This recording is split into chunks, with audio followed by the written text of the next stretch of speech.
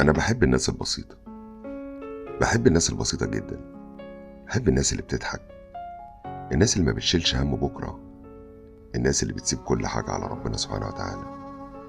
الناس اللي أول ما بتشوفك بتبقى فرحانة جدًا، والفرحة بتبقى باينة على وشّهم، الناس اللي دايمًا